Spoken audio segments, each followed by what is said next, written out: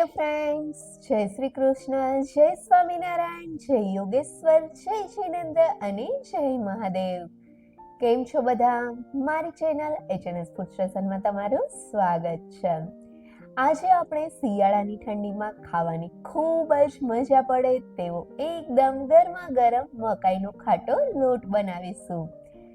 જો તમને ઘઉંના લોટ અને ચોખાના લોટનું ખીચું ભાવતું હોય તો એક વખત આ મકાઈના લોટનું ખીચું એટલે કે મકાઈનો ખાટો લોટ જરૂરથી ટ્રાય કરજો, કેમ કે આ લોટ એટલો ટેસ્ટી બને છે કે તમને જરૂરથી ભાવશે. તો ચાલો તેને બનાવવાની શરૂઆત કરીએ. મકાઈનો ખાટો લોટ બનાવવા માટે સૌથી પહેલા એક વાસણમાં 1 ટેબલસ્પૂન મગફળીનું તેલ ગરમ મૂકીશું. આ ખાટો લોટ બનાવવા માટે બને ત્યાં સુધી મગફળીનું તેલ જ લેવું, કેમ કે તેનો ટેસ્ટ આ લોટમાં ખૂબ જ મસ્ત આવે છે. તેલ ગરમ થાય એટલે તેમાં અડધી ટીસ્પૂન જેટલું આખું જીરું અને અડધી ટીસ્પૂન અજમો ઉમેરીશું. આ બંને વસ્તુ થોડી વાર સંતળાય ત્યાર પછી તેમાં 1/4 ટીસ્પૂન હિંગ ઉમેરી તેમાં 1 થી 1.5 ટીસ્પૂન જેટલી આદુ, મરચા અને લસણની પેસ્ટ ઉમેરીશું. આ પેસ્ટમાં મેં તીખા મરચાનો ઉપયોગ કર્યો છે. તમે તમારા ટેસ્ટ પ્રમાણે મરચાનો ઉપયોગ કરી શકો છો. હવે આ આદુ, મરચા, લસણની પેસ્ટને પણ થોડી વાર માટે સાતળવા દેશું. થોડી વાર આદુ, મરચા, લસણની પેસ્ટ સાંતળાય ત્યાર પછી તેમાં 3 કપ પાણી ઉમેરીશું. અહીંયા જો તમારે મકાઈનો લોટ થોડો કઠણ એટલે કે આપણે જે રીતે ખીચું બનાવીએ એ રીતનો બનાવવો હોય તો 3ની જગ્યાએ 2 કપ જ પાણી ઉમેરવું. આ રીતે 3 કપ પાણી ઉમેરવાથી મકાઈનો લોટ વધારે ઢીલો બનશે. પાણી ઉમેર્યા પછી હવે તેમાં થોડી ઝીણી સમારેલી ધાણા ભાજી અને સ્વાદ પ્રમાણે અથવા તો 1 થી 1.5 ટીસ્પૂન જેટલું મીઠું ઉમેરી બધી જ વસ્તુને વેલણ વડે સરસથી મિક્સ કરીને પાણીને ઉકાળીશું. પાણી ઉકળવા લાગે ત્યાર પછી તેમાં અડધી થી 1 ટીસ્પૂન જેટલા ચીલી ફ્લેક્સ અને પોણો કપ દહીં ઉમેરીશું. જો તમારું દહીં ખાટું હોય તો અડધો કપ જ ઉમેરવો. અહીંયા મારું એટલું દહીં ખાટું નથી એટલે પોણો કપ દહીં ઉમેર્યું છે. હવે આ બધી જ વસ્તુને સરસથી મિક્સ કરી લઈ ફરીથી તેને ઉકાળીશું.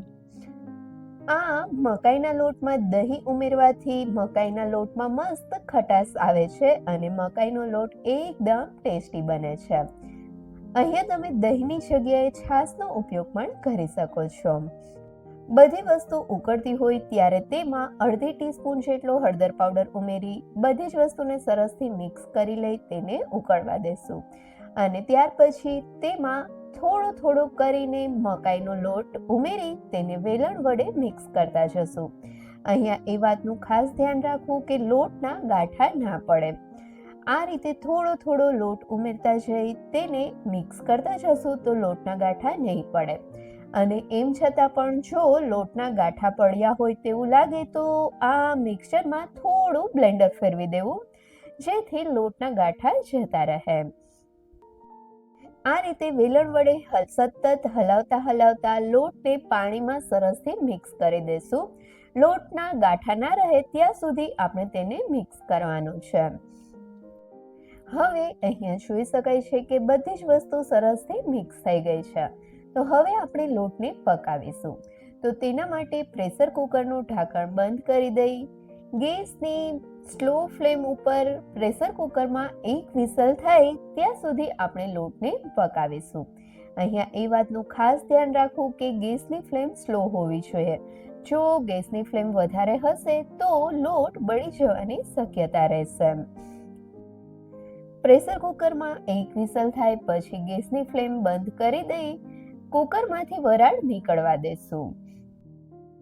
પ્રેશર કુકરમાંથી બધું જ હવાનું પ્રેશર નીકળી જાય ત્યાર પછી તેનું ઢાંકણ ખોલીને આપણે લોટને એક વખત ચમચા વડે સરસથી હલાવીને મિક્સ કરીશું. અને ત્યાર પછી ગેસની ફ્લેમ ચાલુ કરીને આ મકાઈના લોટને સતત ચમચા વડે હલાવતા 1.5 થી 2 મિનિટ માટે ગેસની મીડિયમ ટુ હાઈ ફ્લેમ ઉપર પકાવીશું. આ રીતે લોટને ફરીથી થોડીવાર પકાવવાથી લોટ થોડો ઘટ થશે અને તે વધારે ટેસ્ટી બનશે.